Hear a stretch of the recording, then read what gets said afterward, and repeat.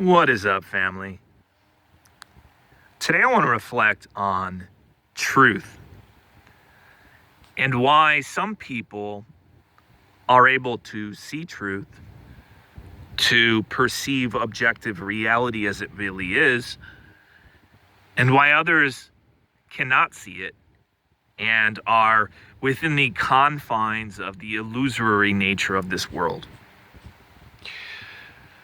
I think to begin to understand it, we have to understand what the ego is. And to understand what the ego is, we have to understand what the opposite of ego is. The opposite of ego is humility. Humility is one of the highest, if not the highest, spiritual virtue. Because it's humility that allows us to seek with complete honesty. It is humility that allows us to admit that we don't know something. It is humility that allows us to admit that we were wrong about something. And the ego is literally the complete opposite of that. The ego never wants to be wrong.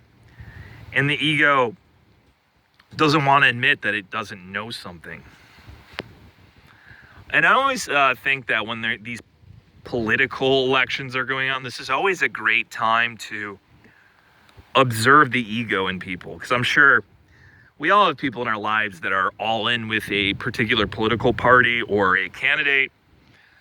And when you observe some of these people, you can really see the ego in action a lot of times. Because what happens in politics is people pick a side, right? They pick a team or a political candidate. And the second that they pick this side, they are now invested in an outcome. Their ego is invested in the outcome. So once your ego is invested in the outcome, you now will you'll look at reality in a way that only serves that outcome.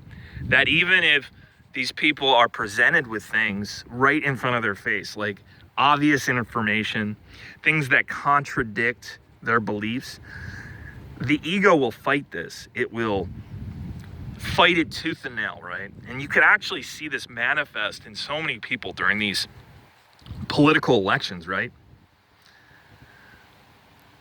But humility, that is the complete opposite. And what I've come to see when it comes to truth, and this ties into the whole ego thing, is that a lot of people simply do not want truth. They don't want truth because to want truth means that you have to confront the ego. You have to confront the fact that you might have been wrong about something. You have to confront the fact that you don't know things. You have to confront the fact that all of these things that you may have believed your whole life might be a lie. That's very uncomfortable. And another aspect of that is reality itself. There's a lot of dark things that go on in this planet. And some people can't handle it. They would rather live in the comfort of the illusion that they are in. A lot of people simply aren't ready for truth.